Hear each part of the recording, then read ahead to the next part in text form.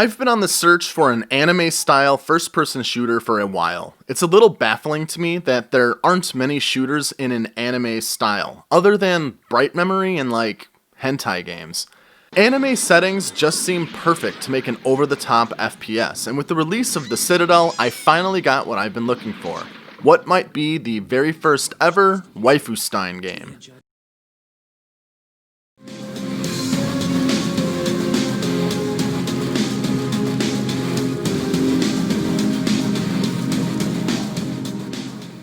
The Citadel was released on August 5th of this year, made by Doei Koramori. It's a first-person shooter that takes inspiration from classic 90s games like Doom, Marathon, and Wolfenstein 3D. Not to be confused with the 1995 Citadel.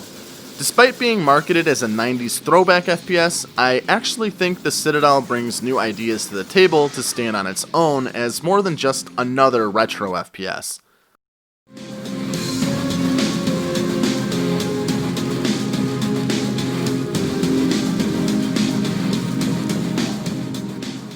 The story of the Citadel is minimal, but you play as a cyborg anime chick fighting cyborg anime chick cultists in a cyberpunk setting, on a quest to kill these gods that are controlling the cyborg anime chicks, or something like that.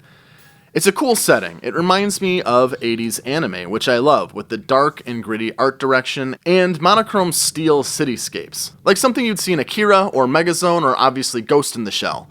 Though every level does look the exact same, some variety in level textures or at least color would have been appreciated. Graphics are sprite-based, but all the sprites are hand-drawn and really detailed. The enemy designs are interesting, with cultists, hell-gassed-looking enemies with gas masks, robots, enemies in dive suits with flamethrowers, tanks, mechs, etc. The designs perfectly reflect the cyberpunk setting, meshing satanic cultist imagery with dystopian themes. It's like something out of a Perturbator album. All of these enemies reveal anime waifus within them once you blast them into little chunks.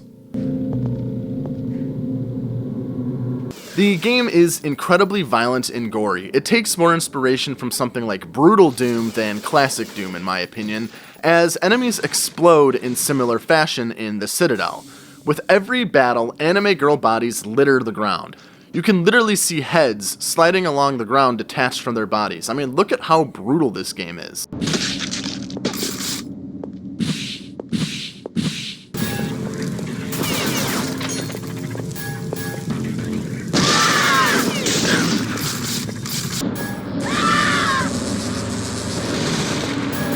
And listen to that sound when you light them on fire.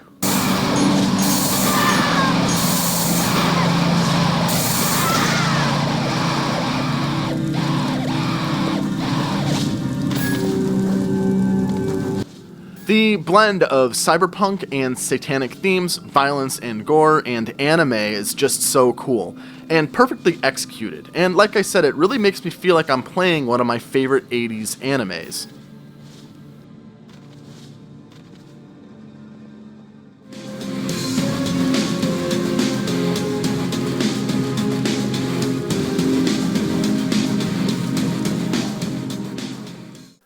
The gameplay is where the Citadel really shines. In standard FPS affair, you have a plethora of guns to use to cause destruction and carnage. All of the guns feel great to fire, and every gun also has a secondary fire as well. You can throw grenades and even kick enemies if they get too close. The Citadel is really much more complex than the traditional indie shooter though. For example, you have 3 energy bars to pay attention to, one for health, one for food, and one for oxygen. Health works exactly as you'd expect. Oxygen is basically a stamina bar. It depletes as you sprint and jump around. And the food bar basically determines what your max health and oxygen are. You also have armor pickups, 2 different types of ammo for each weapon, one for its primary fire and one for its secondary fire. There are credits that you can use to buy upgrades or ammo at shops in between levels in a conjoined hub world. One complaint that I have with the shop is that I wish the weapon upgrades had descriptions that said a little bit about what they are. Guns need to be reloaded, and this is something that is actually a little annoying and hard to get used to.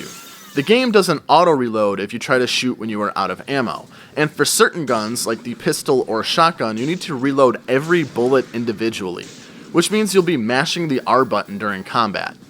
Guns with magazines can be reloaded all at once. I did get used to it and eventually found myself checking my ammo before every encounter, but still I wish it just had a normal reload system or no reload at all.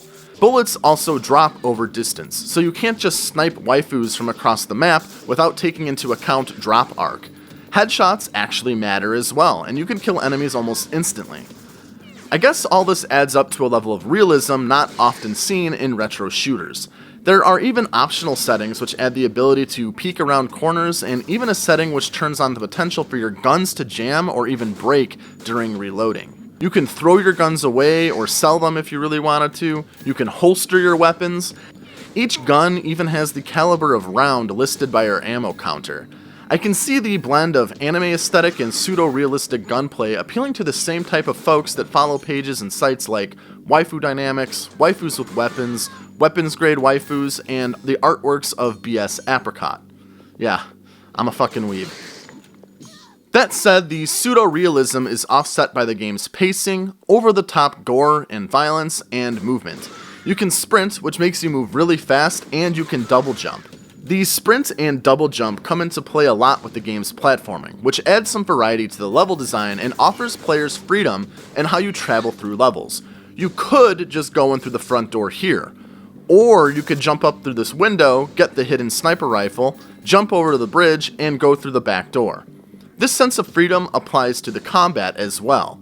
You can approach combat more tactically, taking out enemies from afar, taking cover and picking off enemies as you peek out, keeping close attention to your ammo as you make your way through levels. Or you could just go out guns blazing, strafing all over, dodging enemy fire, creating waifu Armageddon. I personally found myself employing both strategies as I played. You need to be able to platform to get to the different difficulty settings as well. Easy mode can just be walk to, normal you need to double jump to, and hard mode you need to climb up to. This reminds me of Quake, as even the difficulty settings test your basic skills a bit. Every attack in this game is projectile based too, meaning you can dodge or strafe around any incoming shot. It really puts emphasis on the player's personal skills. As if all of this wasn't awesome already, there's also segments where you can pilot a mech, which is badass because I love mechs. Mecha is my favorite genre in anime, and I always love when games let me pilot giant robots of destruction. You can fly around, and you have 3 different weapons to fire. It's so much fun zipping around, destroying everything in your path with the mech. And there are boss fights in the game, which provide quite a bit of challenge and really push your movement and ammo conservation skills to the limit. These bosses shoot out a bunch of bullets to dodge, or spawn a bunch of enemies. These bosses can be a bit frustrating, but they're also just really fun to fight against. If you get an extra life, you can activate these checkpoints. You'll return there upon death. Without extra lives though, dying will restart the level. Extra lives are very scarce though, so you'll find yourselves repeating levels more often than not. With all this said, the game does suffer from some performance issues. I get constant frame dips playing this, as well as screen tearing, which is a little weird because a game with sprite-based graphics like this really shouldn't be that intensive. That said, it does run on Unreal 4. It's not using something less intensive like Unity or an old school engine. But still, my computer should be able to run a game that looks like this with no problem. I even had a full-on crash at one point when I finished the level. I also ran into a bug when I first started the game where I couldn't click on anything.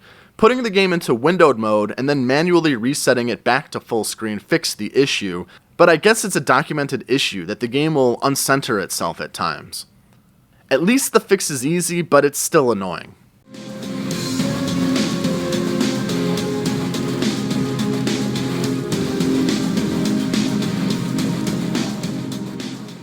Not accounting for the performance issues, the Citadel is a badass game. It features some welcome twists and additions to the classic retro shooter formula that really make itself stand out from other new retro shooters coming out. The gameplay feels fresh yet familiar. I like the setting and tone, and I really like the hand-drawn sprites. 2020 is shaping up to be a really good year with these indies.